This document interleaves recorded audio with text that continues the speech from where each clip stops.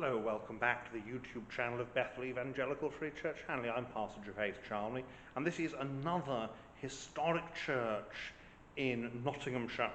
This is the church of St John the Divine, Colston Bassett. This is a type of estate church. It's built by the Knowles family of Colston Bassett Hall, and it's built to replace an older church, St Mary's, on a different site. St Mary's is built on an ancient site and had all kinds of structural issues that eventually led to it being abandoned and a new church being built in what had become the centre of the village in the Victorian era. And this then is the new church, St John's. It's a Gothic revival building. It is basically cruciform, and it's designed very much as the centrepiece of the estate here, or certainly the place of worship as a part of the centre of the estate here at Colston Bassett. It has, of course, a pew for the big house family, and most of the memorials relate to them. There are also some relics off in the the north transept even, of the old church. So those are things that were brought down from the old church when it was unroofed. But the building is still there, you can still visit it, but it's a ruin. This is a new church, and it's a great example of a Victorian Gothic church. So we'll have a look around and again look at the important features of it given its history and context. We start as usual at the West End. Now, before the First World War, rural England was very much a patchwork of estates. Each village would have its manor house, and some would be just glorified farmhouses, others would be grand mansions. But some villages were all about the grand mansions, and that was the case here at Colston Bassett. So this is the north aisle, and you can see here we have a memorial to the church was erected in the year 1892 by Robert Millington Knowles at Colston Bassett Hall in this parish, in memory of his eldest son, John Haslam Knowles, who died August the 15th, 1898, 21 years, and his beloved wife, Alice Catherine Knowles, who died March the 13th, 1892, aged 39 years. So there's very much this family memorial feel to it. And here's a family church, and at the back this is the big house pew. You can see they've got their own upholstered seats, and it's got a door on the front, and you've got, these would originally have been oil lamps, they've now been converted to electricity. And so the big house family, the Knowles family, can see everybody who comes in and everything that goes on in the church, and they've got the best seats in the house, because after all, they are the people who built it, they are the big house family. And you can see, the pew probably isn't used much anymore, because the world has changed. The world has changed. The First World War, the Second World War, the big estates are broken up, the power of the old landowning elite disappears and is replaced not so much by democracy, unfortunately, but by new elites who do not have the same links to the countryside, but are the urban elites whose position is to do with money and trade and finance.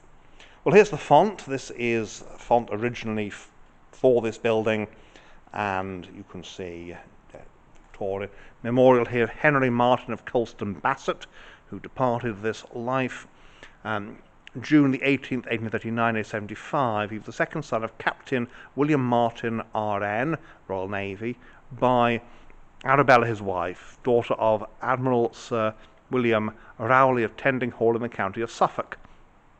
In early life he served as an ensign, the lowest officer rank, in the 69th Regiment in North America, the corps to which he was attached having been embarked on board the fleet. He was present in the action of January 25th and April the 12th, 1782, and other naval engagements. He afterwards embraced the profession of the law, which he speedily attained eminence, and in 1805 was appointed one of His Majesty's Council. Soon after the Union,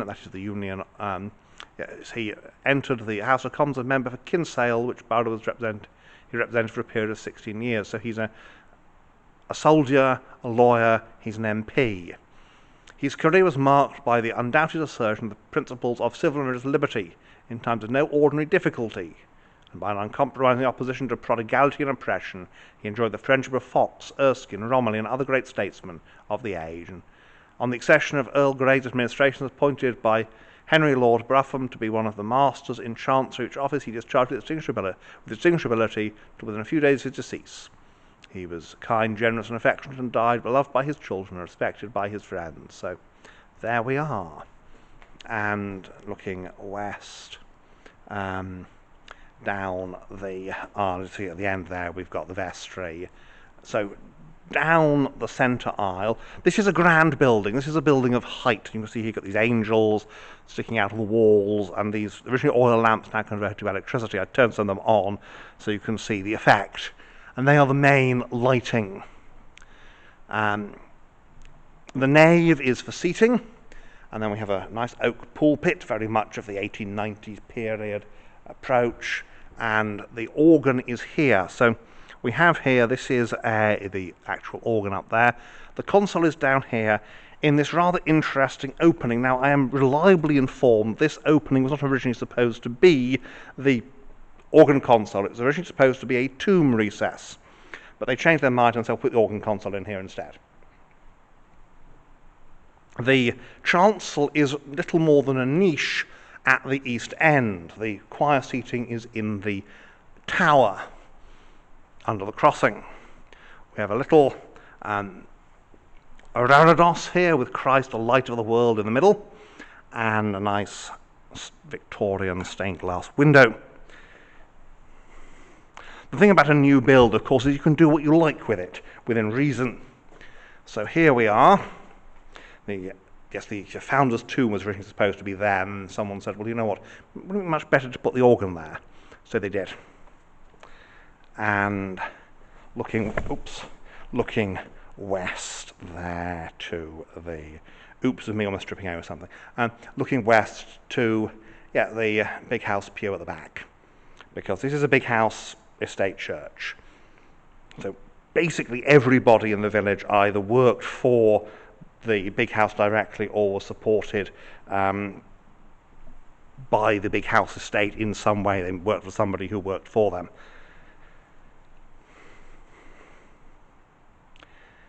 And lines of sight are quite good because obviously you're supposed to be able to see the pulpit. Now we come to the north transept. This is the memorial chapel, and you can see here we have the memorial to most notably you've got the angel here. Blessed are the dead which die in the Lord, from henceforth, yea, saith the Spirit, that they may rest from their labours.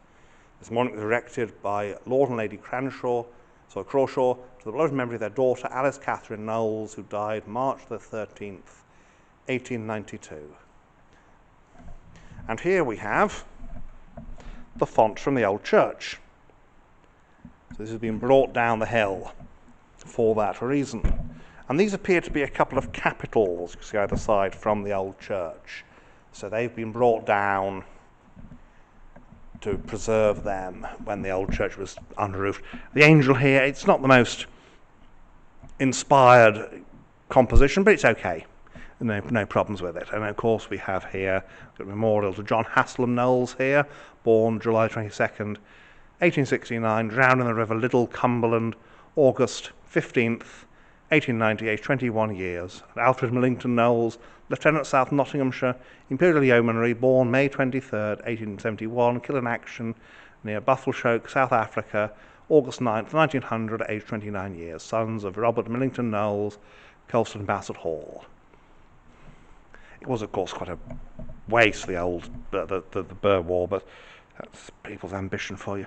Robert Millington Knowles, Colston Bassett Hall, and he's the chap who builds it. He died 28th November 1924, aged 81, and is buried near here. And here we have a memorial to Brigadier General Sir Edward Thomas Lemarchant, 4th Baronet, and his wife Evelyn Brooks Knowles. He died 53, she died 57. So these were the basically this is the how the family goes on, because the Knowles, Robert Millington Knowles has only 2 sons and they're both killed. So even before the First World War, the rot has begun, and then the First World War, money, so many families lose, and big house families lose heirs. The country is practically bankrupt. The Second World War, fewer deaths, but you've still got a good number of people, an awful lot of money, and the estates go under. And it all changes. Now we can be nostalgic for the old estates, but they were not perfect. There is this hierarchy represented here by the big house pew at the back. They were not perfect, but we can't pretend that our modern age is perfect either. So that is the inside here at Colston Bassett.